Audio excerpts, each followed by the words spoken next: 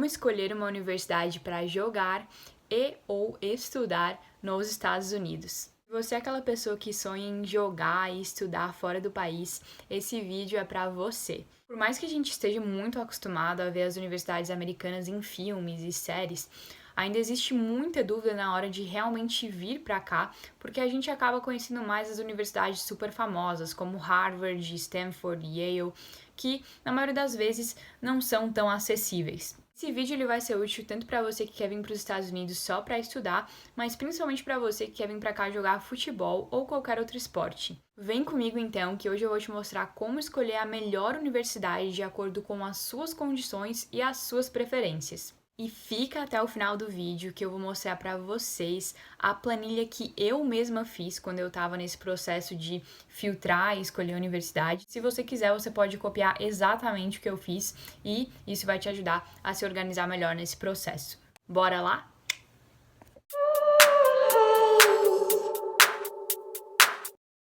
Fala, jogadora! Adélia Bristotti aqui, estudante e atleta da Graceland University. A primeira coisa que você tem que fazer quando você for começar a sua busca por universidades aqui nos Estados Unidos é definir o seu nível acadêmico. E quando eu falo de nível acadêmico, isso significa as suas notas do ensino médio. E no caso de quem já começou a faculdade no Brasil, isso também inclui as suas notas da faculdade, mesmo que a sua intenção seja iniciar uma faculdade do zero aqui nos Estados Unidos. Aliás, se você ainda não conferiu o vídeo que eu fiz falando sobre documentação necessária para jogar e estudar aqui nos Estados Unidos, eu vou deixar o link aqui na descrição e você confere logo em seguida para também ficar por dentro de tudo isso. Nesse vídeo eu expliquei em mais detalhes sobre a importância das notas do ensino médio para aplicar para faculdades aqui nos Estados Unidos, já que ao contrário do Brasil, aqui as notas do ensino médio elas valem e valem muito.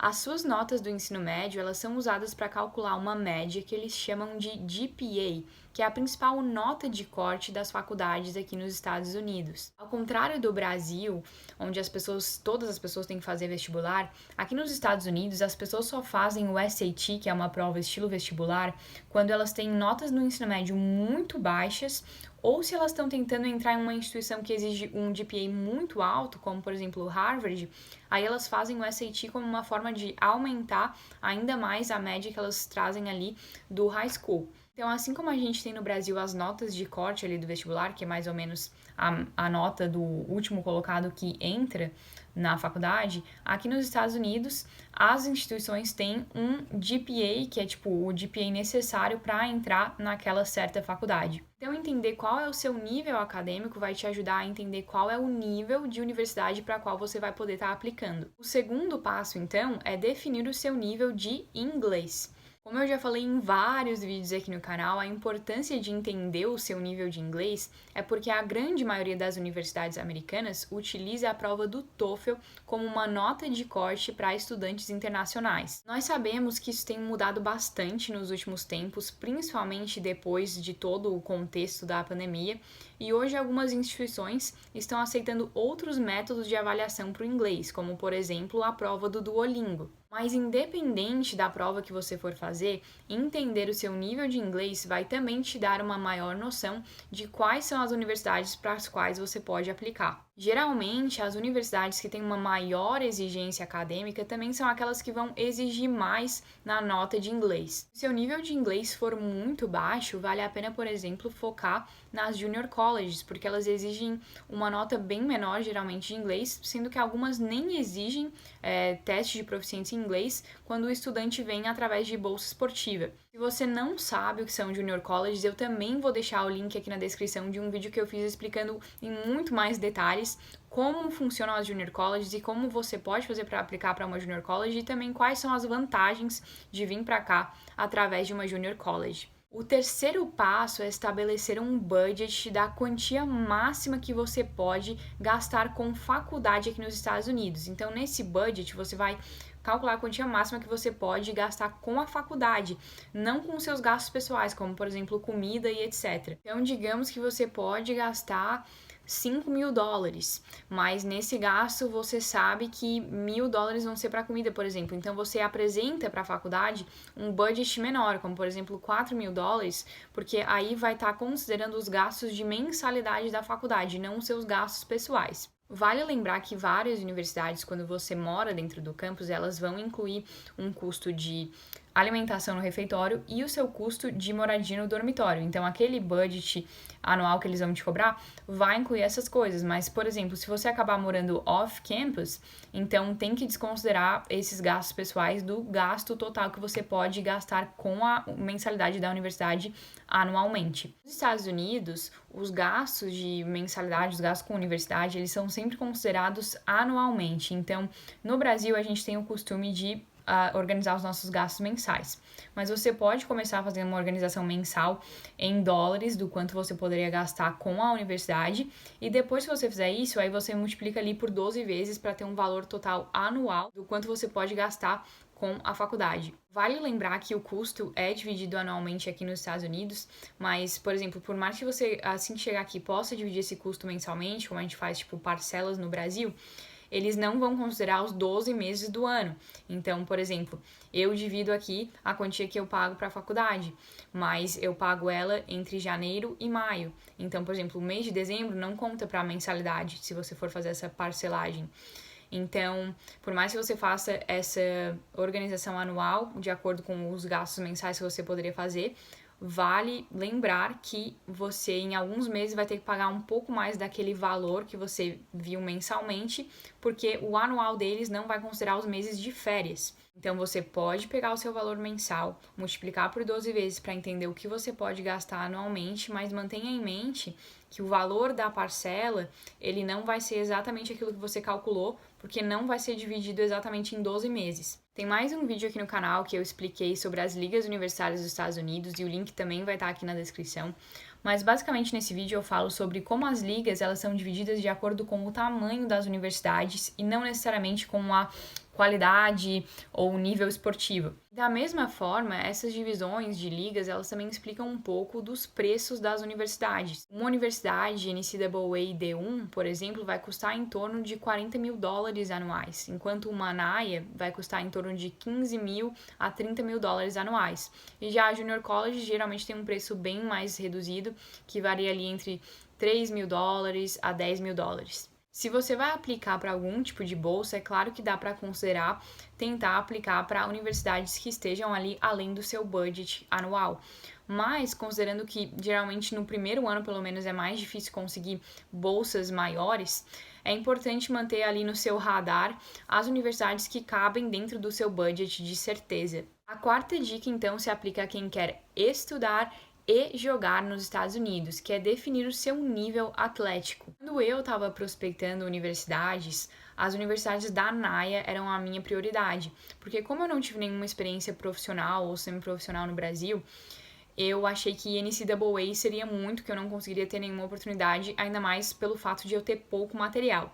Mas com o meu nível de inglês e o meu nível de futebol, eu considerava que a NAIA deveria ser o meu foco, o meu objetivo, porque se encaixava bastante com o que eu tinha a oferecer. Mas eu também prospectei várias junior colleges, porque eu sabia que elas eram mais acessíveis e eu sabia que tinha bastante chances de também eu não conseguir uma boa bolsa em uma NAIA que me possibilitasse vir pra cá de primeira. E para minha surpresa, uma das junior colleges que eu entrei em contato me respondeu falando que eles não aceitavam nenhum estudante internacional que não tivesse tido experiência profissional ou pelo menos atuado pela seleção do seu país. Aquilo, na época que eu tava prospectando, até me desanimou, me chocou assim um pouco, mas eu tô compartilhando essa história com vocês para mostrar que todas as ligas vão ter níveis diferentes de exigência da sua capacidade esportiva. Então, dentro da Liga Junior College, vão ter universidades extremamente competitivas, assim como lá na NCAA D1, vão ter universidades com pouquíssima competitividade. Isso varia dentro das ligas, não é porque uma liga é mais acessível que a outra, que ali o nível vai ser menor. Então, entender o seu nível, a sua capacidade atlética, é muito importante na hora de escolher a universidade. E isso também, às vezes, não entra só no seu nível atlético, mas, como eu falei também, o nível do material que você tem para enviar. Então, a qualidade dos seus vídeos, se você conseguiu reunir bons lances. Então, isso também vai definir, porque, querendo ou não, mesmo que a gente saiba, eu sou melhor do que o vídeo que eu tenho, não tem como você estar provando isso para o treinador. Então, o material também define bastante isso na hora da escolha. O quinto e último passo é definir as suas prioridades. E quando eu falo em definir prioridades, isso entra muito no local da universidade. Minha prioridade, por exemplo, era o futebol, então eu estava disposta a ir para uma universidade em qualquer lugar dos Estados Unidos. Porém, na hora de começar a filtragem, eu comecei pelos lugares que eu gostaria mais de repente, morar, viver ou enfim. Então, eu comecei indo ali nos estados que eu preferiria morar e buscando as universidades dentro daquele estado. Eu priorizei estados por clima, eu queria muito ir para um estado que tivesse o clima parecido com o Brasil. Então, eu comecei ali pela Geórgia, que é bem parecido com a região em que eu moro no Brasil. Depois fui expandindo para Flórida, etc., ali pela costa oeste, que tem um clima bem parecido com o Brasil, no sul dos Estados Unidos, né?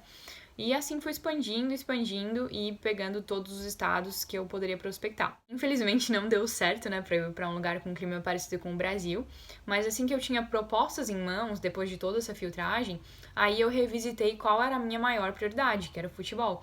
Então, assim, eu decidi que, considerando meu nível acadêmico, meu nível atlético e a minha prioridade, a Graceland era a melhor proposta que eu tinha e era para onde eu deveria ir. E, aliás, fica também a dica de sempre prospectar as universidades aqui do meio oeste americano, porque geralmente são os estados que a gente mal conhece, mal presta atenção, mas são os estados que oferecem mais oportunidades acessíveis, até para faculdades nível NAIA, que são às vezes maiores e bem caras, porque as pessoas do meio oeste, elas também querem ir para a costa, tipo Califórnia, Nova York, Flórida, etc., porque aqui é como se fosse o interior dos Estados Unidos. Então, assim como as pessoas internacionais querem ir ali para a costa, costa oeste, costa leste, as pessoas do meio oeste também querem sair daqui e ir para lá.